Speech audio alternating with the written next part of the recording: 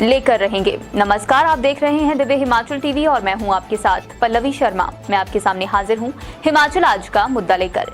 New pension scheme कर्मचारी association ने vote for OPS मुहिम शुरू कर दी है। हिमाचल प्रदेश के चारों लोकसभा मुख्यालयों से शुरू किया गया क्रमिक अनशन अब पंचायत स्तर तक शुरू किया जाएगा। एनपीएस कर्मचारी एसोसिएशन ने फैसला लिया है कि आने वाले चुनाव में भी उसी पार्टी को समर्थन देंगे जो पार्टी उनके हक में फैसला लेगी। इनका स्पष्ट रूप से कहना है कि अब जब तक उनकी पुरानी पेंशन बहाल नहीं हो जाती, वे अपने कदम पीछे नहीं हटाएंगे। ओपीएस के लिए सीधी लड़ाई। एनपीएस कर्मचारियों ने वही किया जिसकी उन्होंने पहले से घोषणा कर रखी थी। आज एनपीएस, जितने भी हिमाचल के एनपीएस कर्मचारी हैं सरकारी क्षेत्र में, उन्होंने वोट फॉर ओपीएस अभियान शुरू कर दिया है हिमाचल प्रदेश में। जी ये क्या अभियान है ओंकार जी, कैसे शुरुआत हुई, कुछ जरा जानकारी दीजिए दर्शकों को आप। बिल्कुल अनिल जी, जैसे आपने कहा कि वोट फॉर ओपीएस अभियान शुरू कर दिया है, तो ओपीएस की बहाली को संघर्ष कर रहे एनपीएस कर्मचारी एसोसिएशन ने अनिल जी आज दो नारे दिए हैं। पहला नारा यह है कि बहुत हुई एनपीएस की मार, अब की बार ओपीएस सरकार। और दूसरा नारा यह है कि एनपीएस पर चोट और ओपीएस को वोट। इन दोनों ही नारों में अनिल जी आपको बहुत ज़्यादा नाराज़गी जो है वो देखने को मिलेगी। आप देखेंगे कि 13 अगस्त से ओपीएस के लिए एनपीएस कर्मचारी एसोसिएशन ने एक क्रमिक अनशन शुरू किया हुआ था और उसी के बाद ये सरकार से आग्रह कर रहे थे कि सरकार उनसे बात करे और ओपीएस दे, बस ओपीएस दे। ऐसा हुआ नहीं और इन्होंने कुछ दिन पहले वोट फॉर ओपीएस के लिए शुरुआत करने की एक चेतावनी दी थी। और आज धर्मशाला में एनपीएस कर्मचारी के एसोसिएशन के जो अध्यक्ष हैं प्रदीप ठाकुर, वो धर्मशाला में आए और उन्होंने इस अभियान की आज शुरुआत कर दी। तो उन्होंने इसी के साथ धर्मशाला के साथ ही आप देखेंगे कि शिमला, बिलासपुर, शिमला, हमीरपुर और मंडी में तीनों ही संसदीय क्षेत्र के जो मुख्यालय हैं वहां भी ये शुरू हो गया। तो प्रदीप ठाकुर जो उनके अध्यक्ष हैं, उन्होंने कहा कि जी अब इससे कम हमने कुछ नहीं करेंगे और अब जो है सरकार से आमना सामना ही होकर रहेगा। और इन्होंने एक और इसमें जोड़ा चेतावनी दी कि अब ये जो अभियान है वो हम पूरे प्रदेश में पंचायत स्तर तक लेके जाएंगे। जी बिल्कुल सही बात है। देखिए ओपीएस का आंदोलन, जैसे पूरा हिमाचल अब वाकिफ है अवकार जी कि ओपीएस का आंदोलन क्या है। वही 2003 के बाद जो कर्मचारी सरकारी सेवा में आते हैं उनके लिए नेशनल पेंशन स्कीम नाम से एक योजना शुरू की है जिसकी पेंशन कितनी मिलेगी कर्मचारियों को वो एक सर्टन नहीं होता है।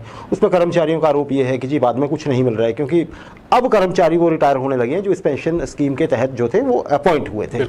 तो कर्मचारियों की मांग ये रही है हिमाचल प्रदेश में, पूरे देश के साथ ही हिमाचल प्रदेश में, कि आप बंद करिए एनपीएस का जो कार्यक्रम है उसे और ओपीएस जैसे पुराने समय में 2003 तक जो पहले से होती थी पेंशन उसी तरह से लागू की जाए। बड़े दिनों से गतिरोध चला हुआ है। आप जानते हैं 3 मार्च को क्या हुआ था शिमला में। उसके बाद फिर से एक बार कर्मचारी वहां पहुंचे और उसके बाद एक क्रमिक अनशन का दौर जो शिमला से शुरू हुआ था, उसके बाद चारों आप ये कहिए लोकसभा क्षेत्रों में, धर्मशाला में चला है, मंडी में चला है और हमीरपुर में चला है।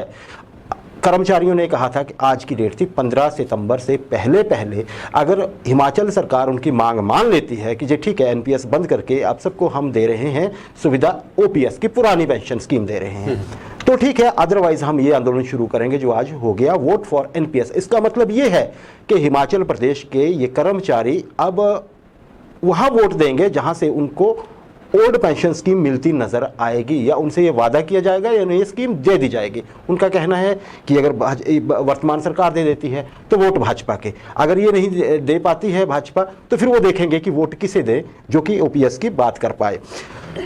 आज प्रदीप ठाकुर साहब ने, आपने बताया धर्मशाला में जो आंदोलन चला हुआ है, अनशन चला हुआ है, वहीं उसी मंच से इसकी शुरुआत की पूरे हिमाचल में शुरुआत हुई। वहाँ पे मनहास साहब भी थे जो कांगड़ा के अध्यक्ष हैं इस संगठन के, वो भी बहुत सक्रिय है इस मामले में।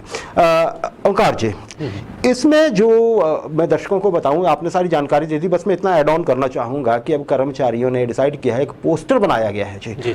वो पोस्टर सभी कर्मचारी, जितने भी एनपीएस कर्मचारी हैं, अपने घर के बाहर लगाएंगे। बड़ा सा पोस्टर, उसमें स्पष्ट लिखा हुआ है कि अगर आप एनपीएस की मांग का समर्थन करते हैं और ये वादा करते हैं कि ओपीएस का, एनपीएस के बजाय ओपीएस की मांग का समर्थन करते हैं, पुरानी पेंशन स्कीम देने का वादा करते हैं, राजनीतिक दलों से है, तो हम आपको वोट देंगे, अदरवाइज आप हमसे वोट मत मांगिए। ये शुरुआत आज से हो गई है। अब ये थोड़े दिनों की बात है कि ये अभियान चलेगा और इसके बाद भी अगर एक और डेडलाइन है, अगर वो नहीं होती है 2 अक्टूबर है शायद, अगर वो नहीं होती है तो फिर कर्मचारी हर विधानसभा क्षेत्र में, जैसे अभी 4 लोकसभा क्षेत्रों में चला हुआ है आंदोलन, वैसे ही हर विधानसभा 68 विधानसभा क्षेत्रों में ये आंदोलन चलेगा और वहाँ पे तो घर घर जाने का प्रोग्राम है कर्मचारियों का।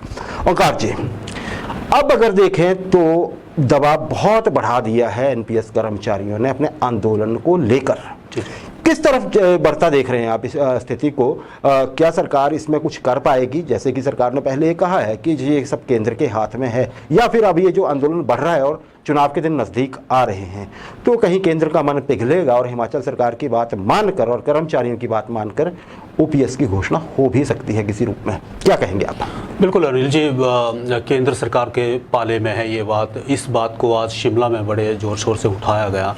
शिमला में जो आंदोलनकारी थे, क्रमिक अनशन पे बैठे हुए थे, शिमला के जो अध्यक्ष हैं, उन्होंने कहा जी हम 1,20,000 कर्मचारी हैं और 2015 से हम इस आंदोलन को चला रहे हैं, सरकार से आग्रह कर रहे हैं। तो इसी दौरान क्या होता है कि राजस्थान और छत्तीसगढ़ की सरकारों ने ओपीएस लागू करने की जो प्रक्रिया है उसको शुरू कर दिया है और उसके बाद झारखंड भी है और उनका ये प्रतिक्रिया थी कि हाल फिलहाल ही जब भी मुख्यमंत्री से बात होती है, और मुख्यमंत्री का एक बयान उन्होंने कोट किया, वो कहते हैं कि मुख्यमंत्री जयराम ठाकुर जी ने यह कहा था कि सरकार कांग्रेस के झांसे में आप मत आइए क्योंकि कांग्रेस जो है वो कर्मचारियों को भ्रमित कर रही है। तो उनका ये कहना था कि सरकार अगर कांग्रेस हमें भ्रमित कर रही है तो वर्तमान सरकार हमें किस दिशा में ले जा रही है ये हमें कोई अभी तक स्पष्ट नहीं है।